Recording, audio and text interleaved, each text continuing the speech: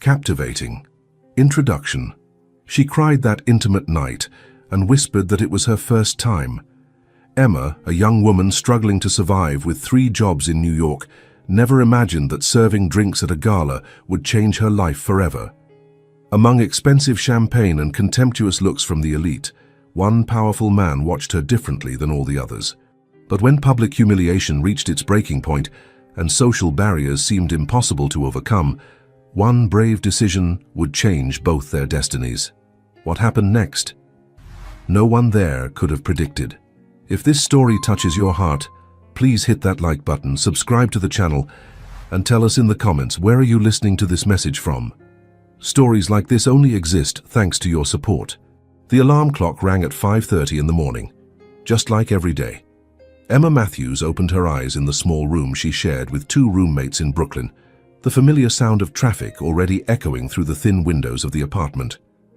At 25, she had grown accustomed to a routine that most people would consider exhausting: 3 jobs, night school, and dreams that always seemed one step ahead of her financial reality. Another day, she murmured to herself, running her hands over her tired face.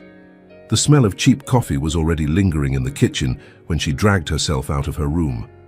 Sarah, one of her roommates, was hunched over nursing textbooks, with dark circles under her eyes that rivaled Emma's own. "Are you going to get any sleep today?" Sarah asked, without looking up from her studies. "Maybe a few hours between the coffee shop and my night job," Emma replied, filling a mug with coffee that tasted like wet cardboard. The truth was that Emma had become a master at the art of urban survival. Her first job started at 7 in the morning as a cleaner in a commercial building in Midtown. The work was invisible. She cleaned empty offices before the executives arrived, reorganizing their lives without ever being seen. There was a cruel irony to it, she thought, as if her existence were purposely erased so that others could shine. "Emma, do you need a ride today?" Jessica, the 3rd roommate, shouted from the shared bathroom. "No, I'll take the subway. Thanks." The morning subway was always an experience. Squeezed between sweaty bodies and tired faces, Emma observed the people around her. Executives in expensive suits checked gleaming phones. College students with designer backpacks discussed weekend plans that cost more than she made in a week. She didn't feel envious exactly. It was more like a quiet curiosity about what it would be like to live without counting every penny. At the commercial building, Emma greeted Miguel, the cleaning supervisor, with a tired wave. "How do you handle it, girl?" he asked in his English heavy with a Puerto Rican accent. "3 jobs, college. When do you rest?" "Rest is a luxury, Miguel," she laughed, but there was bitter truth behind the joke. While vacuuming carpets and cleaning bathrooms, Emma let her mind wander to the previous night's business administration classes. Professor Williams had talked about strategic management, about how companies made decisions that affected thousands of lives. She absorbed every word like crumbs from a future that still seemed distant, but possible. At 11, she rushed to the coffee shop in the East Village where she worked as a server. The place had a forced bohemian charm, frequented by up-and-coming artists and young professionals who could afford $5 for a cappuccino. "Emma, table 6 is complaining that the latte is cold," said Marcus, the manager, without looking up from his computer. "I'll remake it," she replied, swallowing her irritation. The customer at table 6 was a young man in a suit who probably made in one day what she made in a week. "Sorry for the inconvenience," Emma said, replacing the drink with a smile she had perfected over months of practice. "Pay more attention next time," he replied without looking at her, as if she were part of the furniture. It was always like this. Emma existed in the spaces between other people's important lives. She served, cleaned, organized, but was rarely seen as a complete person with her own dreams and ambitions. During her lunch break, she sat on the small bench behind the coffee shop and opened her organizational theory book. The pages were highlighted and scribbled on, evidence of late-night studying fighting against the sleep that always won.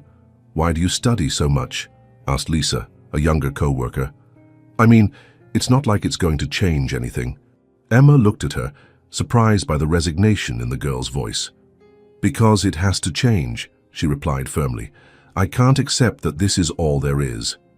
In the afternoon, she rushed to her 3rd job at a casual restaurant in Williamsburg.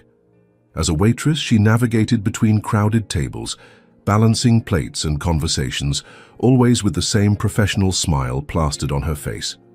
"Emma, table 12 wants to speak to the manager," shouted Kevin, the cook. The complaint was about an undercooked burger. The customer, a middle-aged woman with expensive jewelry, spoke as if Emma were personally responsible for the culinary disappointment. "This is unacceptable. Don't you know who you're dealing with?" "I'm sorry, I'll take care of this right away," Emma said, keeping her voice calm despite the public humiliation. It was almost midnight when she finally got home. The apartment was quiet, her roommates already asleep. Emma sat at the small kitchen table with her books spread out, a cup of cheap tea in her hands. Her eyes burned with fatigue, but she had an accounting exam the next morning. Every page read was a step toward a different future, even when it sometimes seemed impossible. "One day," she whispered to herself, flipping through the pages, "one day this will be worth it." Her phone buzzed. A message from Madison, her best friend since high school. "Hey, I have a work opportunity for you tomorrow night. Could be interesting." Emma looked at the message, curious. Madison always had ideas, some good, others not so much. But at that moment, exhausted and surrounded by books, Emma couldn't imagine that this simple message would be the first thread in a web that would completely change the fabric of her existence. The phone rang 3 times before Emma could answer it, still half asleep after only 4 hours of sleep. "Emma, are you awake?" Madison's cheerful voice echoed through the small room. "I am now," Emma grumbled, looking at the clock. It was 7 in the morning, and she had exactly 15 minutes to get ready before rushing to her first job. "Sorry to wake you up early, but I need to talk about that opportunity I mentioned yesterday. Can I stop by at lunch?" Emma rubbed her eyes, trying to process her friend's words through the fog of exhaustion. "Madison, I barely have time to breathe, let alone—" "Emma, it's $300 for 6 hours of work." The silence that followed was heavy with meaning. $300. Emma automatically did the math in her head. That was more than she made in 2 weeks at the coffee shop, or enough to pay half her college tuition. $300, she repeated, now fully awake. "Yeah, I know it's a lot of money. That's why I want to explain in person. Meet me at the coffee shop at 2. "Okay," Emma agreed, already feeling a mix of curiosity and apprehension growing in her chest. The day dragged by at a torturously slow pace. At her cleaning job, Emma found herself doing mental calculations. $300 could mean 2 weeks of decent food, or new books instead of used ones, or even taking a break from one of her jobs for a few days. "You're different today," Miguel observed, noticing she seemed distracted. "Something good?" "Maybe," Emma replied, wiping down a conference room table. "Maybe an opportunity." At the coffee shop, the morning passed at a frustratingly slow speed. Every customer seemed to take forever to place their order. Every cappuccino took ages to be ready. When it was finally 2 o'clock, Emma was already biting her nails with anxiety. Madison arrived right on time, as always. She had that annoying quality of always looking impeccable, even after a day of work. Her blonde hair was perfectly brushed, her makeup intact, and she wore a dress that probably cost more than Emma made in a month. "You have that look of someone who didn't sleep," Madison said, hugging her friend. "Because I didn't sleep." "Come on, Madison. What kind of job is this?"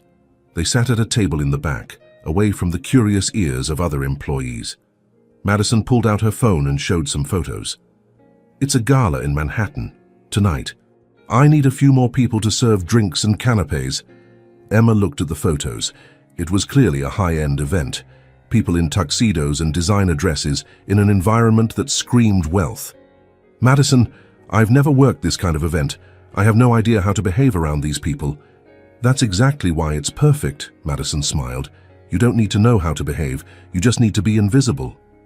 The word echoed strangely in Emma's ears. Invisible. She was already invisible most of the time, cleaning empty offices, serving coffee to people who barely noticed her, clearing plates from tables without getting a thank you. "What do you mean?" "Invisible. The staff shouldn't draw attention. You serve the drinks, smile politely, and you practically don't exist to the guests. It's easier than it sounds." Madison leaned forward, lowering her voice. "Emma, I know $300 is a lot of money for you. I also know you're killing yourself with these 3 jobs. One night, 6 hours, and you make what would normally take you weeks to save up. Emma bit her lower lip, a habit she'd had since childhood when she got nervous. What if I do something wrong? What if I drop something or talk to someone I shouldn't?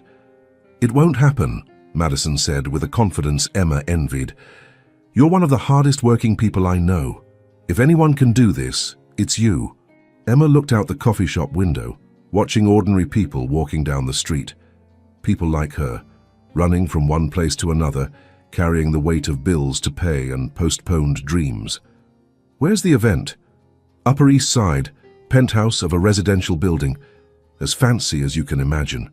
And what kind of people will be there? Madison hesitated for a moment before answering. Rich people, Emma, very rich, business owners, heirs, people who move millions without blinking. But like I said, you'll be invisible to them. Emma closed her eyes for a moment, picturing her bank account. She had exactly $42 and still needed to pay for the subway for the rest of the week. What do I need to wear? Basic black outfit. Nothing flashy. I can lend you something if you don't have anything. I have black pants and a blouse. Perfect. Emma took a deep breath. There was something about this opportunity that made her uncomfortable, but she couldn't pinpoint exactly what. Maybe it was just fear of the unknown, or the feeling that she was about to enter a world she definitely wasn't born into. Okay, she finally said. I'll do it. Madison smiled, clearly relieved. Great. I'll send you the address. You need to be there at 8 tonight. Ask for Patricia Harrison. She's the event coordinator. Patricia Harrison, Emma repeated, memorizing the name. Emma? Madison took her hand across the table. I know it might seem intimidating, but think about the money. $300 for one night. When was the last time you had that amount in your account? Emma couldn't remember. Maybe never. Thanks for thinking of me, Emma said, squeezing her friend's hand. When Madison left, Emma sat looking out the window for a few more minutes. There was a strange feeling in the air, as if something important was about to happen. She didn't know it yet, but this decision, accepting to serve drinks to rich people at a Manhattan penthouse, would be the first domino in a series of events that would transform not only her financial situation, but her entire perspective on who she was and what she deserved from life. At 6 in the evening, when she finally got home, Emma stood in front of her small bedroom mirror, trying to imagine what this night would be like. The address Madison had given led Emma to a part of Manhattan she only knew in passing. Getting off the subway at the 77th Street station, she felt like she had crossed an invisible border into another country. The streets were cleaner, the sidewalks wider, and even the air seemed different, less heavy, as if even pollution respected the wealth of the neighborhood. Emma checked the address on her phone once more, her heart beating faster with each block she walked. The buildings around her were monuments of stone and glass, uniformed doormen opening doors of cars that cost more than she would make in 5 years. Number 847, she murmured to herself, stopping in front of a skyscraper that seemed to touch the clouds. The main entrance was all marble, with bronze details that reflected the golden lights of the lobby. Emma hesitated on the sidewalk, watching other people entering. Women in dresses that looked like works of art, men in impeccable tuxedos, all moving with a confidence she had never seen up close. Can I help you? The voice came from a doorman wearing a uniform more elegant than any outfit Emma had ever owned. I'm with the staff, for the penthouse event. The doorman examined her from head to toe, his professional gaze quickly assessing her appearance. Emma suddenly became extremely aware of her basic black blouse, of the pants that were good enough for the restaurant in Williamsburg, but that here seemed glaringly inadequate. Service entrance is around back, he said, pointing to a side street. Of course, service entrance. Emma felt her cheeks flush but nodded and walked in the direction indicated. The back entrance was significantly less glamorous, a simple metal door with an intercom beside it. I'm here for the event. My name is Emma Matthews. Go up to the 47th floor, someone will meet you at the elevator. The service elevator was small and undecorated, very different from the elevators she had seen in the main lobby. As she went up, Emma tried to calm herself, mentally repeating Madison's instructions. Smile, be polite, be invisible. The doors opened directly into a service area that looked more like a military command center. People dressed in black were running back and forth carrying trays, adjusting flower arrangements that were larger and more elaborate than any decoration Emma had ever seen. "You must be Emma." A tall woman, about 50 years old, approached with a tablet in her hand. She had perfectly styled blonde hair and an expression that suggested absolute efficiency. "I'm Patricia Harrison, event coordinator." "Nice to meet you, Mrs. Harrison." "Just Patricia is fine." "Have you worked events at this level before?" Emma hesitated. The question sounded more like a test than genuine curiosity. "I have customer service experience. I work as a waitress." Patricia analyzed her with a critical look, as if evaluating whether Emma would be suitable for what she had in mind. "Rule number 1, you don't exist. The guests shouldn't notice your presence unless they need something. Rule number 2, no unnecessary conversation. A yes, sir, or my pleasure is sufficient. Rule number 3, if something goes wrong, you come talk to me, don't try to handle it yourself. Understood?" "Great. Sarah will show you where to get the trays. The event starts in 15 minutes. Emma was led through a professional kitchen that looked like something from a TV show. Chefs in impeccable uniforms prepared canapés that looked like little works of art, while others arranged champagne glasses on silver trays. "First time here?" asked Sarah, a girl about 20 years old who seemed comfortable in the environment. "First time at any event like this," Emma admitted. "You'll get used to it. The people here have a lot of money, but most of the time they don't even notice you exist. It's kind of liberating, actually." Emma picked up a tray with champagne glasses and followed Sarah through a door that led to the main hall. What she saw on the other side literally took her breath away. The penthouse was larger than the entire apartment she shared with her 2 roommates. Floor-to-ceiling windows offered a panoramic view of Manhattan that looked like a postcard. The furniture was an elegant mix of modern and classic. Leather sofas that probably cost more than a car, coffee tables that were clearly works by famous designers. But what impressed Emma most were the people. She had never seen so much wealth concentrated in one place. The women wore jewelry that caught the light in an almost hypnotic way, and the men had that air of people who never had to worry about money. There was a quality in the way they moved, how they spoke, a confidence that came from generations of privilege. "Emma, circulate around the terrace area," Patricia instructed, appearing beside her. "Keep the trays always full and remember, be discreet." Emma nodded and began circulating through the environment. It was surreal to be so close to a world she had only read about or seen on TV. Conversations reached her ears in fragments, discussions about trips to country houses in France, investments involving figures she couldn't even pronounce, children at universities whose tuition would be enough to support a family for months. "Thank you," said a middle-aged man, taking a glass without even looking at her. Emma smiled automatically, but he had already turned away to continue a conversation about corporate acquisitions. It was exactly as Madison had said. She was invisible. As the night progressed, Emma began to notice the subtleties of that world. The way people greeted each other, air kisses that didn't even touch cheeks, how they quickly evaluated each other, identifying brands, prices, status, how they laughed at jokes that weren't even funny, just because they came from the right person. It was when she was refilling her tray in the kitchen that she heard Patricia talking to another organizer. "We need to be careful with this new batch of staff. Some of them clearly don't understand their place here." Emma didn't know if the comment was specifically directed at her, but she felt her face heat up anyway. Returning to the hall, she tried to be even more discreet, moving along the edges of groups, offering champagne without making prolonged eye contact. But there was something hypnotic about that environment. The way the light from crystal chandeliers danced on the walls, the sophisticated murmur of conversations, the feeling of being at the center of a world that operated by completely different rules from hers. It was when she was crossing the main hall, carefully balancing a full tray, that she felt a different kind of look from the others. It wasn't the distracted look of someone grabbing a drink, nor the evaluative look of someone checking if the service was adequate. It was a look that actually saw her. Emma turned her head discreetly and met the eyes of a man across the hall. He was tall, probably in his late 30s, with well-cut brown hair and a clearly tailored suit. But what made her stop for a second wasn't his appearance. It was the way he looked at her, as if she were the only real person in that room full of performances. Their eyes met for just a moment before Emma forced herself to look away. Her heart was beating faster, and she wasn't quite sure why. The gaze persisted.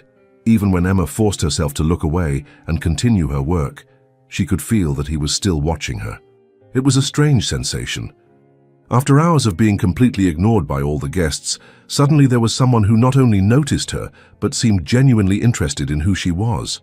Trying to maintain her professional composure, Emma continued circulating through the hall, offering champagne and collecting empty glasses. But her awareness was divided, half focused on work, half mesmerized by the presence of that man who continued observing her from afar. "Are you okay?" asked Sarah, passing by her with a tray of canapes. "You seem kind of distracted."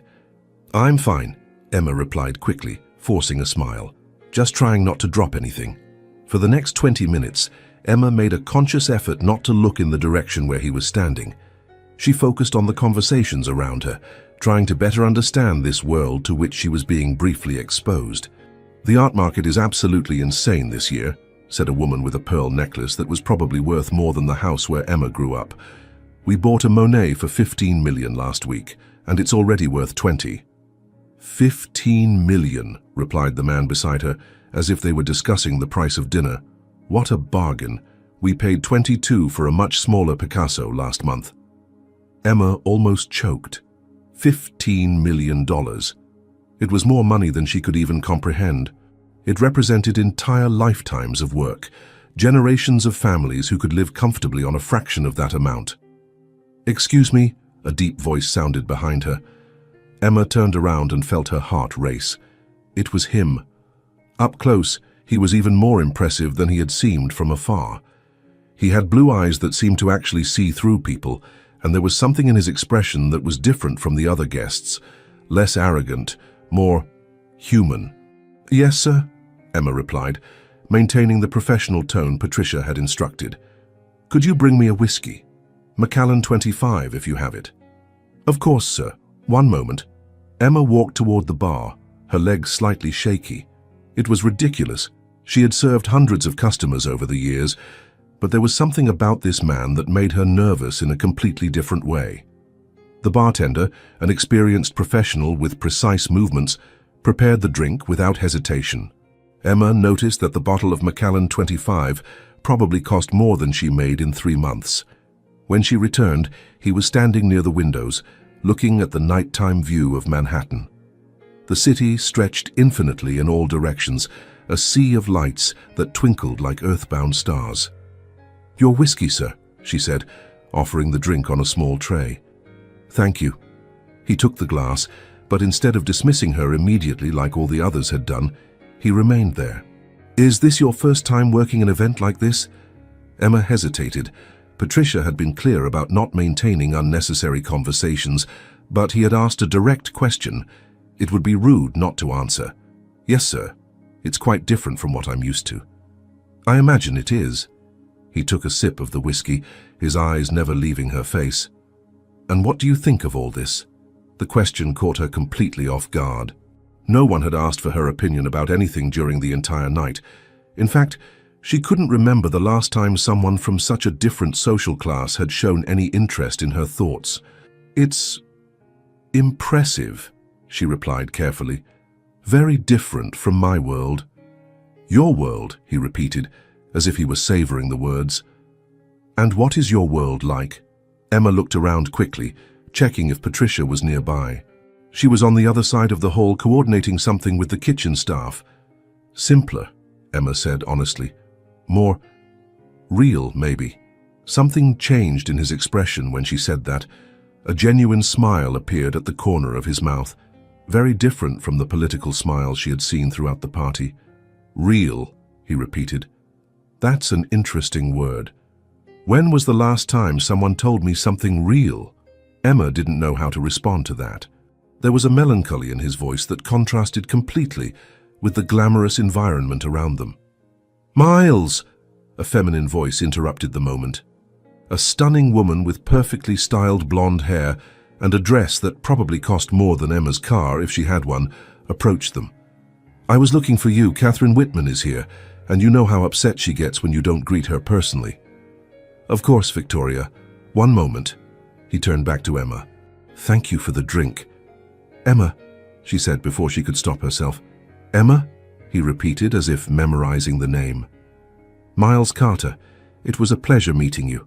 And then he was gone, being pulled back into the social whirlwind of the party. Emma stood there for a moment, processing what had just happened. Miles Carter. The name sounded familiar somehow, but she couldn't identify from where. "Emma!" Patricia's voice cracked like a whip behind her. "What were you doing?" Emma turned around, her heart racing for a completely different reason now. "He asked me for a whiskey, ma'am. I was just—" "You were talking to him for 5 minutes." Patricia stared at her with an expression that made it clear Emma had crossed an important line. "Staff doesn't chat with guests, especially not with Miles Carter." "I'm sorry. I didn't know." Miles Carter is heir to one of New York's largest real estate empires. He shouldn't be bothered with casual conversation from staff. Emma felt her face heat up with shame and anger. She hadn't bothered anyone. He had initiated the conversation, had asked questions, had seemed genuinely interested in her answers. "It won't happen again," she said, keeping her voice controlled. "I hope not. One word about this kind of behavior reaching the wrong ears, and you'll never get work at a decent event in this city again." Patricia walked away, leaving Emma alone near the windows where she had talked with Miles. She looked at the view he had been contemplating moments before, trying to see the city through his eyes. What did someone born with so much privilege see when they looked at all those lights? For the rest of the night, Emma maintained strict distance from Miles Carter, although she couldn't help noticing him circulating through the hall. He seemed comfortable in that environment, greeting people, laughing at the right times, perfectly playing the role he was born to perform. But from time to time she caught his gaze searching for her through the crowd, and there was always something in those blue eyes that suggested their conversation had meant more to him than just a polite exchange with staff. When the event finally ended at 2 in the morning, Emma was physically and emotionally exhausted. Patricia handed her the $300 in cash without ceremony, as if it were a purely transactional business. Going down in the service elevator, Emma couldn't get Miles Carter out of her head. There was something about him, the way he had actually listened to her, how he had seemed genuinely interested in her perspective, that was completely different from any interaction she had ever had with someone from that world. Walking through the empty streets toward the subway, Emma found herself imagining what it would be like to live in a world where real conversations were possible across class barriers. She still didn't know that Miles Carter was thinking exactly the same thing. 3 days after the event, Emma could still feel the weight of the $300 in her pocket. She had paid half of her overdue college tuition and bought enough food for 2 weeks. For the first time in months, she didn't have to choose between dinner and breakfast. But what really remained on her mind wasn't the money. It was the conversation with Miles Carter. The way he had actually listened to her answers, as if her opinions mattered. It was a feeling she wasn't used to, especially coming from someone so clearly outside her world. "Earth to Emma," said Marcus, snapping his fingers in front of her face. "Table 3 has been waiting for their cappuccino for 5 minutes." "Sorry," Emma murmured, returning to the reality of the coffee shop. It was Thursday afternoon, and the place was full of the usual rush of professionals grabbing coffee between meetings. She was preparing the cappuccino when her phone buzzed, a message from an unknown number. "Hello, Emma. This is Miles Carter. Madison gave me your number. I'd like to talk to you if possible." Emma almost dropped the cup she was holding. How did Madison have his number? And more importantly, why did he want to talk to her? "Emma, what the hell are you doing?" Marcus appeared beside her, clearly irritated. "The cappuccino is overflowing." She quickly turned off the machine, cleaned up the mess, and delivered the drink to the customer. Her hands were trembling slightly when she typed her response. "Hello, Mr. Carter. Of course we can talk." The reply came almost immediately. "Can you meet me tomorrow? There's a coffee shop on the Upper West Side, Café Lucinda at 82nd and Columbus. 2 o'clock? Emma looked around the coffee shop where she worked. The contrast between that environment and where he was proposing to meet was absurd. But there was something about the invitation that intrigued her deeply. "I'll be there." On Friday, Emma left her cleaning job early, claiming she wasn't feeling well. Technically, it wasn't a lie. Her stomach was churning with nervousness. Café Lucinda was exactly the kind of place she had imagined. elegant without being ostentatious, with sophisticated decor and prices that made her eyes water.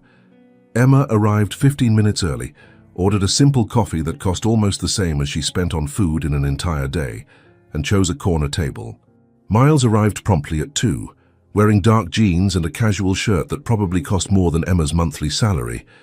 Even dressed more casually, there was something about him that screamed privilege. His posture, the way people automatically moved aside to let him pass. "Emma," he smiled, approaching the table. "Thank you for coming." "Thank you for the invitation, Mr. Carter." "Miles, please." He sat across from her, ordering an espresso from the waitress who appeared instantly upon noticing his presence. "How are you? Did you get home safely after the party?" "I did, yes. Thank you for asking." There was a slightly uncomfortable silence while he stirred sugar into his coffee. Emma didn't know what to expect from this conversation, and clearly, he was searching for the right words. "Can I be honest with you?" he finally asked. "Of course. I haven't been able to stop thinking about our conversation on Tuesday, about your response when I asked about your world being more real." Emma felt her face heat up. "It was just a comment." "No, it wasn't. It was the most genuine thing anyone has said to me in months, maybe years."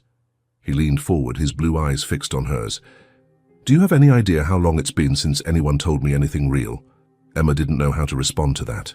There was a vulnerability in his voice that contrasted completely with the privileged environment he came from. "Tell me about yourself," he continued, "about your real life." For the next hour, Emma found herself talking more than she had in months. About the 3 jobs, about studying until dawn, about dreaming of a future where she wouldn't have to count every penny. Miles listened with an attention she had never experienced, asking questions that showed he was genuinely interested. "And you?" she finally asked.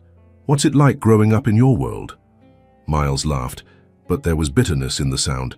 "Privilege comes with its own prisons. I always knew my life was already planned before I was even born. Inherit the company, marry someone from the right social circle, perpetuate the family legacy. But you must have choices. You'd think so, right?" He took a sip of coffee. "But when you grow up hearing that you have responsibilities to future generations, that hundreds of jobs depend on your decisions, that the family reputation is in your hands, choices become illusory. And what did you really want to do? Social architecture, housing projects for low-income people, use resources to create something that really mattered." He smiled sadly. "Not exactly what my father had in mind when he sent me to Harvard Business School." Emma was absorbing this revelation when her phone rang. It was Madison. "Emma, are you free to work tonight? Same event as last week, same pay." Emma looked at Miles, who had clearly heard the conversation. "Is it Patricia Harrison again?" he asked. "How do you know?" "Because Victoria Whitman is throwing another party tonight, probably at the same place." Emma hesitated. The first experience had been intense, but the money... "You should go," Miles said. "But this time, if Patricia is rude to you, I want you to tell me." "Why?" "Because some people need to learn that having money doesn't give them the right to treat others as if they were invisible." Emma arrived at the event at 8, more confident this time because she already knew the environment. Patricia greeted her with the same professional coldness as before, but there was something different in her look, a more careful assessment. "Same rules as before," Patricia said, "especially about not bothering guests with unnecessary conversations." The party was smaller than the previous one, but no less opulent. Emma recognized some faces from the week before, including Victoria Whitman, who seemed to be the center of attention in a dress that probably cost more than a car. For 2 hours, everything went normally. Emma circulated with trays, being efficiently invisible when it happened.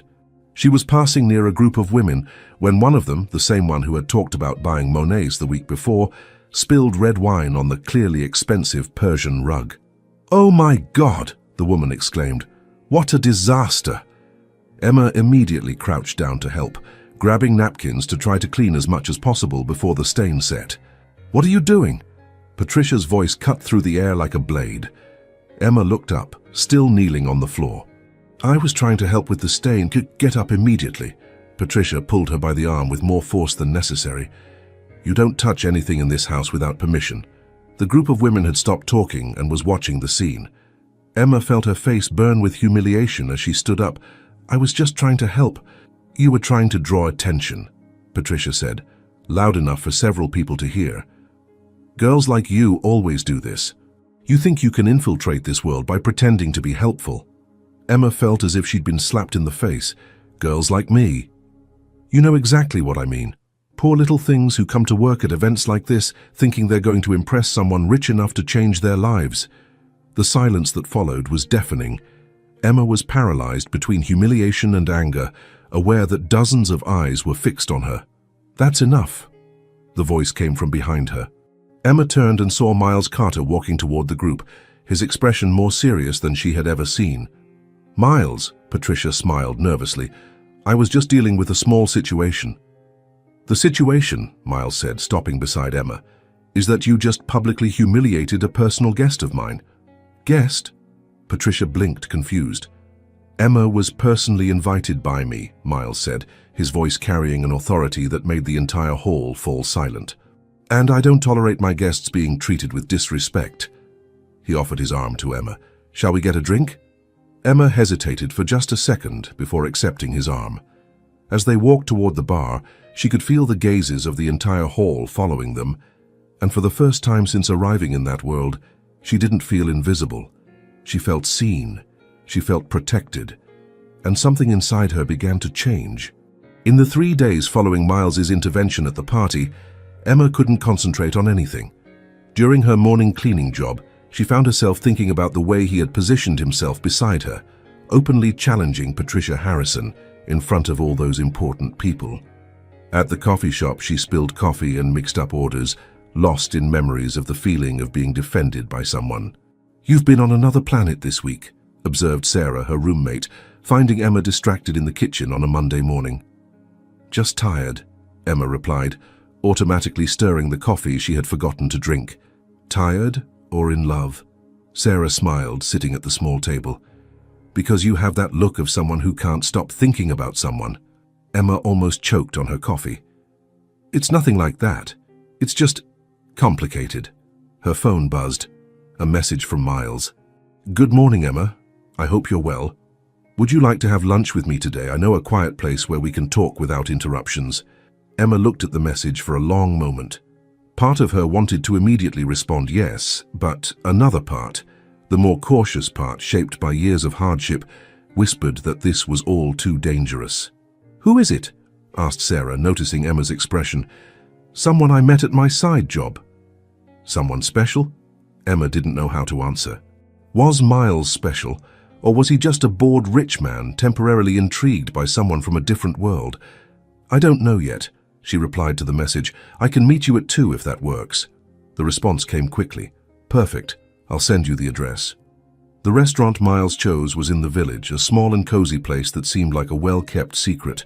It wasn't ostentatious like the Upper East Side places, but Emma could tell from the quality of ingredients on the menu that it wasn't exactly cheap. Miles was already waiting when she arrived, wearing jeans and a simple shirt, but Emma was beginning to understand that even his most casual clothes probably cost more than she made in months. "Thank you for coming," he said, standing to greet her. "How are you? After what happened at the party?" "I'm fine," Emma replied, sitting across from him. "Thank you for what you did." Patricia Harrison needed to hear that a long time ago. No one should be treated that way. They ordered lunch. Emma automatically chose the cheapest dish on the menu, a habit Miles seemed to notice. "You can order whatever you want," he said gently. "It's on me." "You don't need to." "Emma," he interrupted her, "let me do this, please." There was something in his voice. It wasn't pity, but a genuine kindness that made Emma accept. During lunch, the conversation flowed naturally. Miles asked about her studies, about her dreams after college. Emma found herself talking about ambitions she rarely admitted even to herself, about wanting to work at a company where she could really make a difference, about dreaming of having enough financial stability to help her mother. "And you?" she asked. "Do you still think about social architecture?" Miles was quiet for a moment, playing with his fork. "Every day, but it's complicated when you have a family empire to inherit. Why does it have to be one or the other?" "What do you mean?"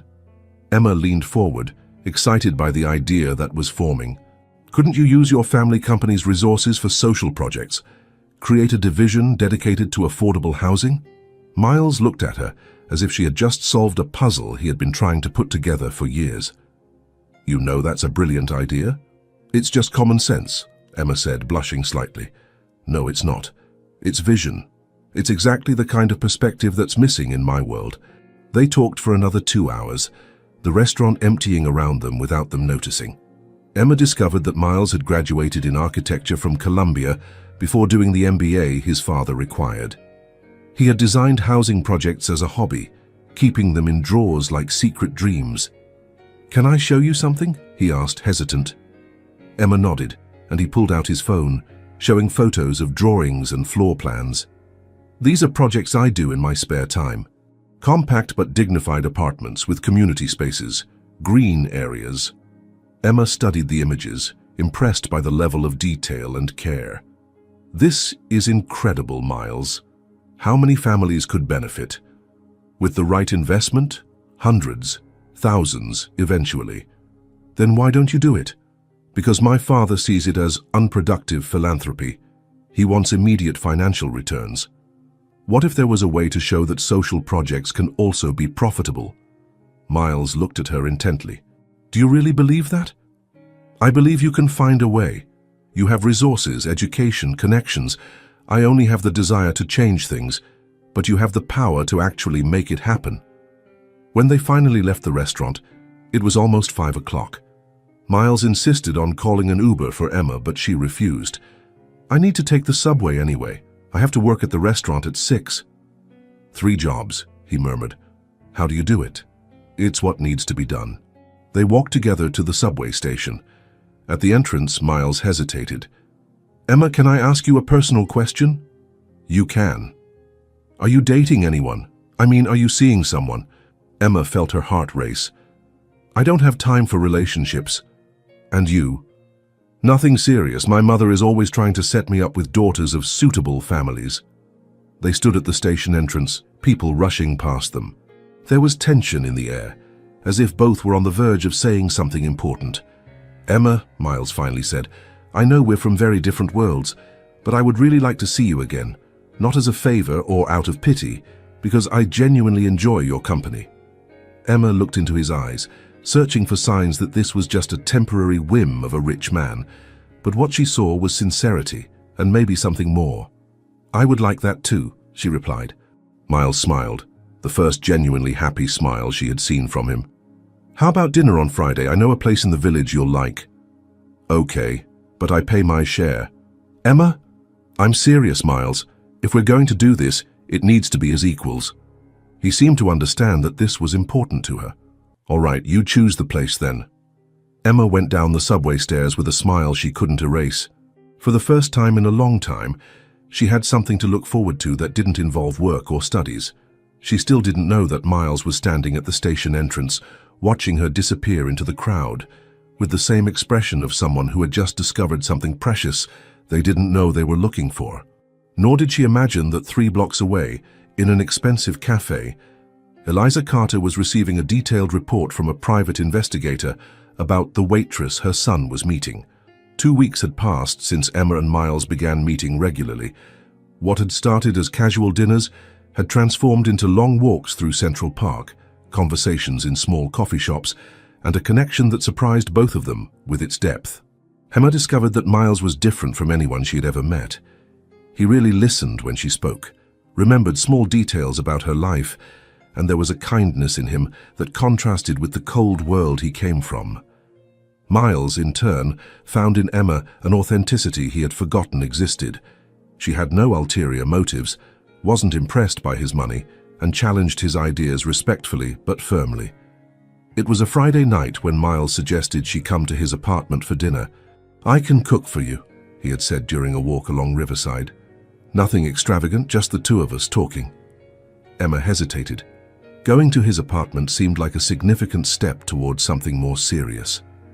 "You don't need to worry," Miles added, noticing her hesitation. "No pressure.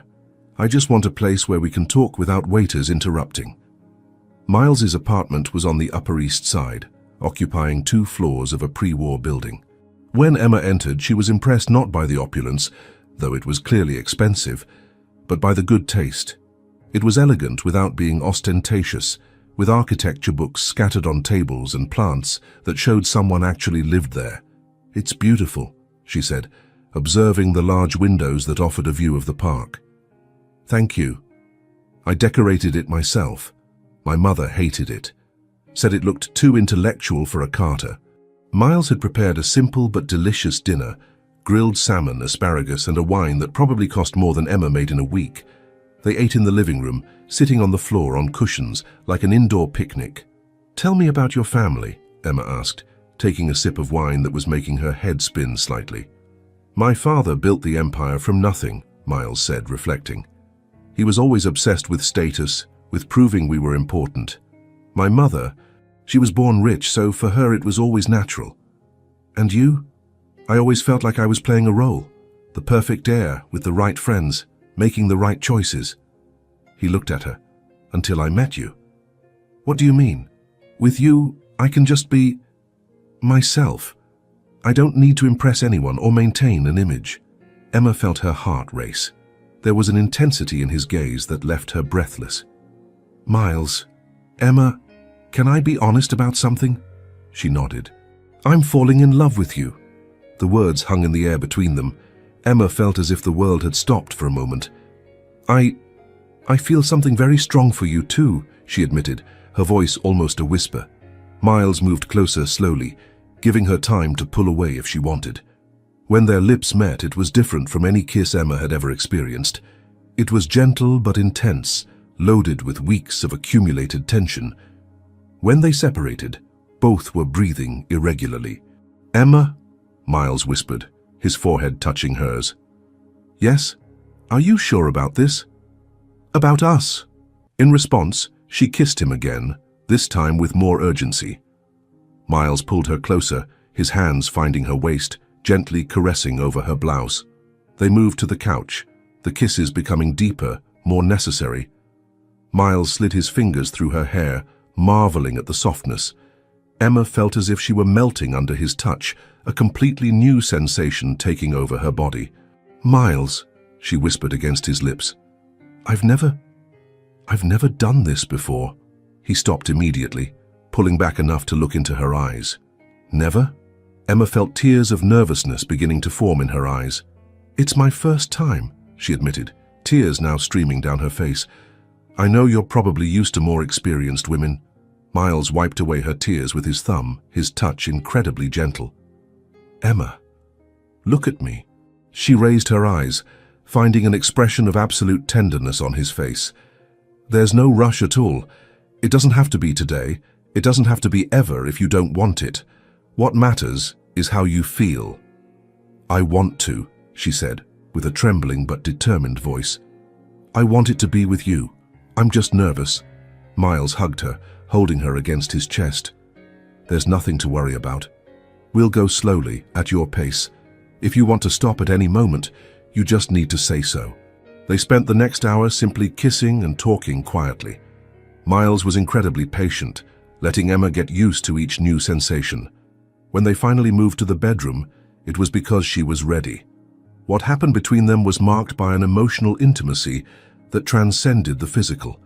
Miles was gentle and careful, whispering words of encouragement, constantly checking if she was okay.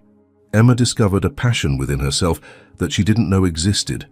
Her nails finding his back in moments of greatest intensity, their bodies moving in perfect harmony. Afterward, lying intertwined, Emma cried again, but this time from happiness and relief. "It was perfect," she whispered against his chest. "You're perfect," Miles replied, kissing the top of her head. "Miles." "Yes?" "Thank you for making this special. Thank you for trusting me."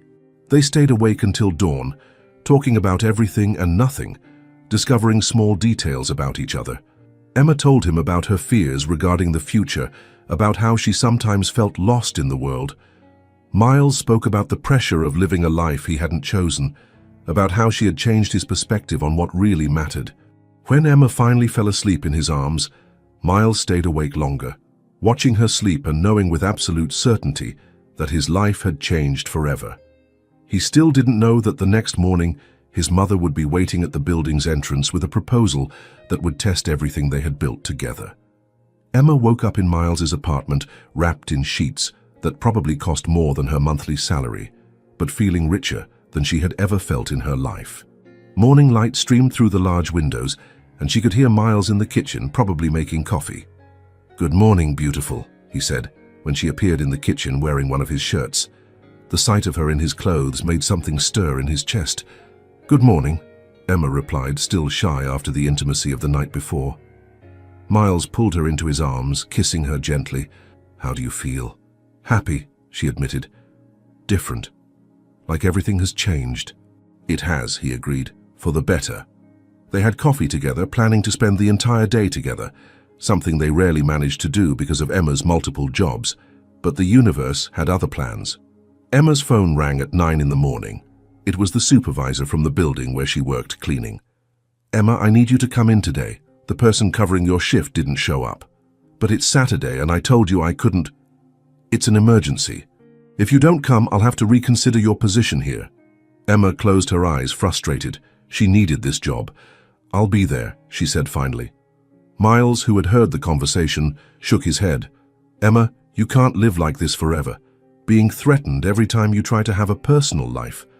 "It's easy to say when you don't have to worry about money," she replied, immediately regretting her tone. "Sorry," she said quickly. "I didn't mean to sound ungrateful." "You don't need to apologize, you're right. I don't completely understand your pressures." He held her hands. "But I want to understand. I want to help." Emma left Miles's apartment at 10 in the morning, promising to call as soon as she finished work. She was still glowing from the night before, walking through the streets of Manhattan with a smile she couldn't erase. It was when she was waiting for the bus that a black Bentley stopped at the curb beside her. The rear window rolled down, revealing a woman of about 60, with perfectly styled blonde hair and jewelry that was probably worth more than a house. "Emma Matthews?" The voice was polite but cold. "Yes? I'm Eliza Carter, Miles's mother. I'd like to talk to you." Emma felt her stomach drop. She had imagined that eventually she would meet Miles's family, but not like this, not when she was still processing the intensity of the night before. "Mrs. Carter," Emma said, trying to keep her voice steady. "It's a pleasure to meet you.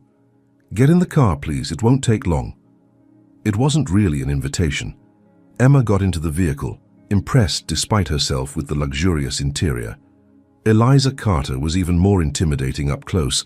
She had that artificially preserved beauty that money could buy, and eyes that seemed to evaluate and calculate every movement. "You seem surprised," Eliza observed as the car began to move. "A little," Emma admitted. "I imagine so. Miles doesn't usually bring people from your social circle home." The pause before "people from your social circle" was deliberate and cutting.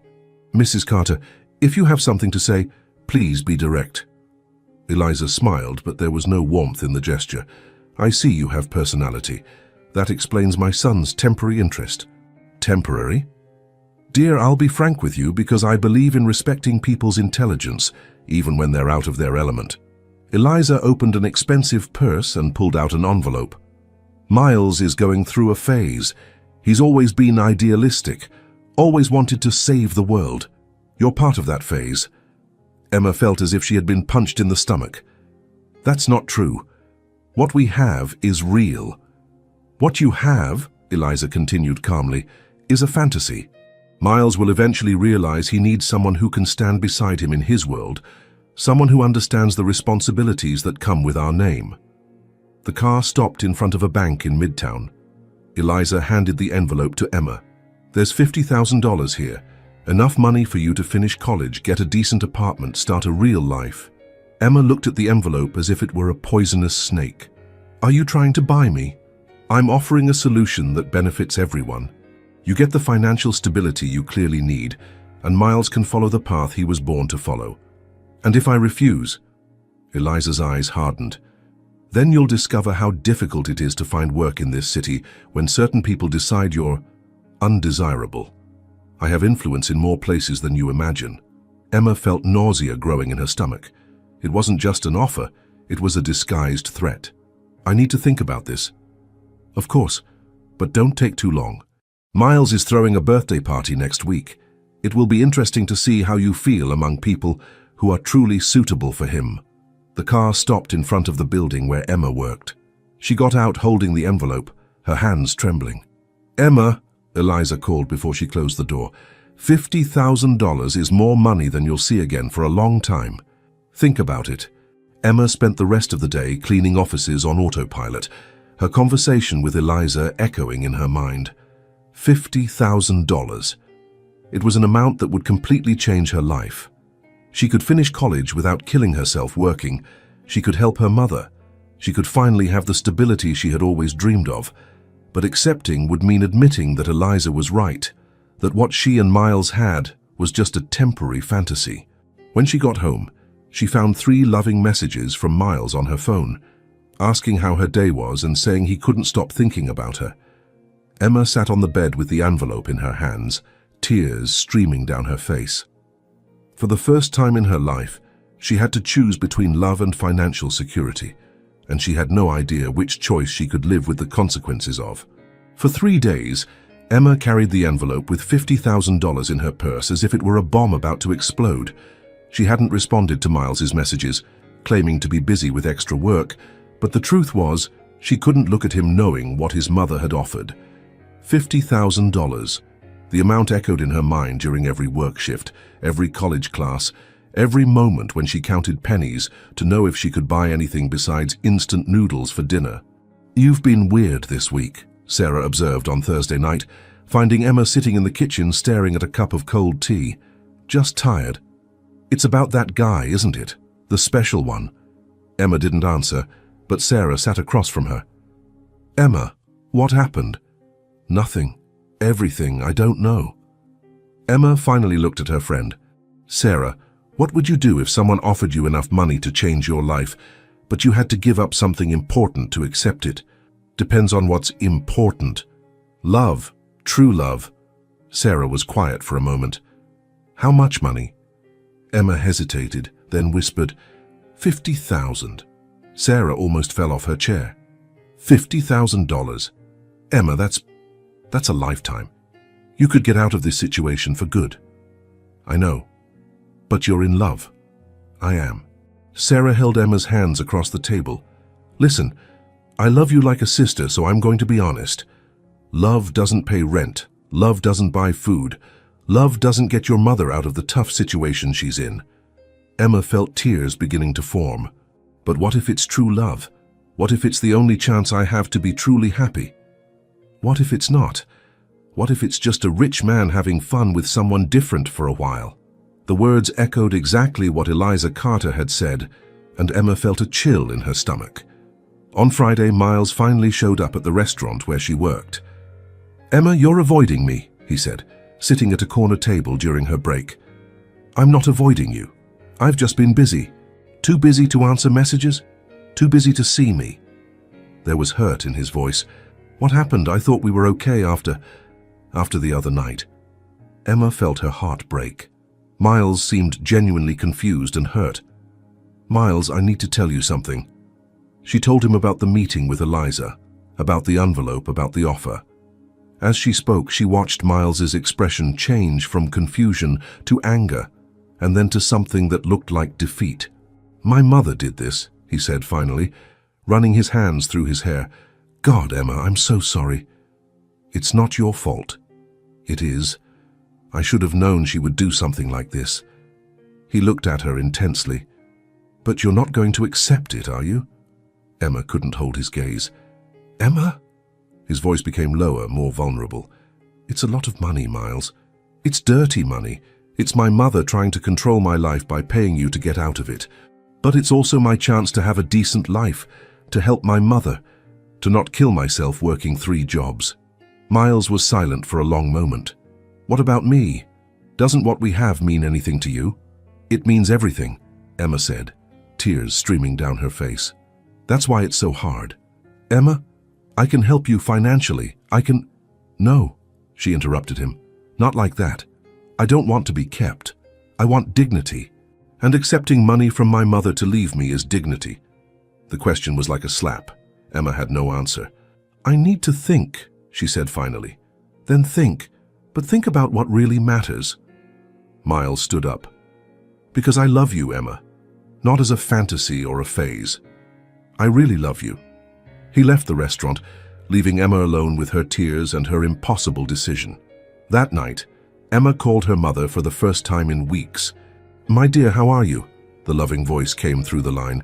Mom, if you had the chance to have a lot of money but had to give up something important to get it, what would you do? Depends on what's important, honey. Love. Her mother was quiet for a moment. Emma, do you know the story of how I met your father? A little. He was from a rich family. They offered me money to leave him. A lot of money. Emma felt her heart stop. And did you accept it? I almost did. We were struggling. I was pregnant with you. It seemed like the sensible thing to do. What changed your mind? Your father showed up at my door the night before I was going to give my answer. He said it didn't matter what his family thought, that we were going to build our own life together. And we did. It was only a few years, but they were the happiest years of my life. Emma closed her eyes, remembering the father who died when she was 12. Mom, do you regret not taking the money? Never. Because I learned that true love is rare, honey. You can get money in many ways, but love, true love, you might only find once in your life. After hanging up, Emma sat in the small room, looking at the envelope on the dresser. $50,000 or Miles, financial security or the possibility of real happiness. The next morning she made her decision. Emma called Eliza Carter, and they arranged to meet at the same place where they had first talked. I hope you've made the right decision, Eliza said when Emma got into the Bentley. I have, Emma replied, handing the envelope back. I won't accept your money. Eliza's expression hardened. You're making a mistake, girl. You're choosing fantasy over reality. I'm choosing love over fear, Emma replied. And I want you to know that no matter what you do, you won't be able to separate us. What Miles and I have is real. We'll see, Eliza said coldly. Emma got out of the car feeling as if she had just fought a battle. She had chosen Miles, chosen love, chosen to believe that together they could overcome any obstacle. Now she just needed to find him and discover if he still wanted to fight for them too. Emma found Miles in his apartment, sitting on the same couch where they had shared their first intimate night. He was looking out the window with a distant expression, and when she entered using the key he had given her the week before, he turned with a mixture of hope and apprehension on his face. Emma, he said, standing up quickly, you came. I refused the money, she said without beating around the bush, watching immediate relief wash over his features. Miles crossed the room in 2 steps and pulled her into his arms. I knew you would make the right choice. It wasn't easy, Emma admitted, resting her head on his chest. $50,000 is a lot of money for someone like me. And that's exactly why I know you truly love me, Miles said, kissing the top of her head. Because you chose something uncertain with me instead of guaranteed security without me. Miles, Emma pulled back enough to look into his eyes. Your mother won't give up. She'll try to separate us in other ways. Then we'll have to prove to her that we're here to stay. How? Miles smiled, and there was a determination in his eyes that Emma had never seen before. First, I'm going to implement that idea you gave me. The social projects division in the company. I'm going to show my father that affordable housing can be profitable. What if he doesn't accept it? Then I'll start my own company, with or without the family's approval. Emma felt a wave of pride. Miles was finally ready to fight for what he believed in. And second, he continued, I want you to quit at least one of your jobs. Miles, listen before you refuse. I'm not offering charity. I'm offering a real job. I want you to work with me on the housing project. You have insights about real needs that I would never have. Emma remained silent, processing the offer. It would be fair pay for the work you would do, Miles added. Not help, not a favor, real work. And your family. My family will have to accept that I'm no longer a boy they can control. Over the following months, Miles kept his word. He presented a detailed proposal to his father about profitable housing projects, using market research and financial projections that Emma had helped develop. To both their surprise, Richard Carter was intrigued by the numbers. The affordable housing market has potential, he he admitted during a tense meeting at the family office. "But I want guaranteed returns." "Dad, some investments are worth more than money," Miles replied. "They're worth reputation, legacy, social impact." Meanwhile, Emma graduated with honors in business administration, working part-time on project development while maintaining only one job. At the coffee shop, which had become more of a hobby than a financial necessity. The biggest test came 6 months after Emma's decision to refuse the money. Miles was throwing a party to celebrate the approval of Carter Development's new social division's first housing project. It was at the same penthouse where they had met, but this time Emma was there as Miles's girlfriend, not as staff. "Nervous?" asked Miles, adjusting his tie as they prepared to leave. "Terrified," Emma admitted, smoothing the dress they had chosen together, elegant but not excessive. "Everything will be fine. You belong in that place as much as anyone there." The party was packed with New York's elite, but the dynamic was completely different this time. Emma was on Miles's arm, being introduced as his girlfriend, receiving genuine compliments for her work on the housing project. "Emma," a familiar voice sounded behind her. It was Patricia Harrison, the same woman who had humiliated her months before. "Patricia," Emma replied calmly, "I wanted to apologize. For what happened last time, it wasn't appropriate." Emma looked at the woman who had tried to make her feel small and insignificant. "Thank you for the apology," she said simply, without resentment. The most tense moment came when Eliza Carter approached the couple. "Miles." "Emma." Her voice was cold but not hostile. "Mother," Miles replied, holding Emma's hand tighter. "I saw the numbers for the housing project," Eliza continued. "Impressive." "Emma was fundamental in the development," Miles said proudly.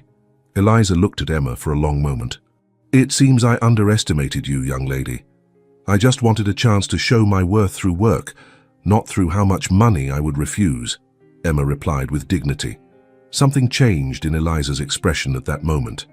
It wasn't complete acceptance, but it was respect. When the party was ending, Miles took Emma to the terrace where they had had their first real conversation. "Remember this view?" he asked. "How could I forget?" "This is where it all began." Miles turned to her, taking her hands. "Emma, these past months have been the best of my life. You taught me that it's possible to have success and purpose at the same time. You taught me that true love is worth more than social approval." Emma felt her heart race when he got down on one knee. "Emma Matthews, you've changed my life in every way possible. Will you marry me?" Tears streamed down Emma's face when she saw the ring. Simple, elegant, perfect. "Yes," she whispered, then louder. "Yes." When Miles placed the ring on her finger, Emma looked at the view of Manhattan stretching infinitely before them. 6 months earlier, she had been serving drinks in that same place, invisible and insignificant. Now, she was there as an equal, with a man who loved her not despite her origins, but because of who she was. "You know what's ironic?" Emma said, leaning against him. "What?" "Your mother was right about one thing. You did save me. But I saved you too." Miles laughed, kissing her under the city lights. "I think we saved each other." And there, at the same penthouse where worlds had collided, 2 hearts found their home in each other, proving that sometimes true love doesn't just overcome social differences, it transforms them into strength. And so Emma discovered that true love isn't about finding someone from your world, it's about finding someone willing to build a new world with you. Sometimes the courage to refuse what's easy leads us to what's extraordinary, because in the end it's not differences that separate us, but rather the lack of courage to see beyond them. And maybe, deep down, we're all looking for someone who sees us not for what we have, but for who we really are. If this story touched you, please hit that like button, subscribe to the channel, and tell us, where are you listening to this message from? Your support is what allows us to keep bringing stories like this that remind us that true love still exists and is worth fighting for.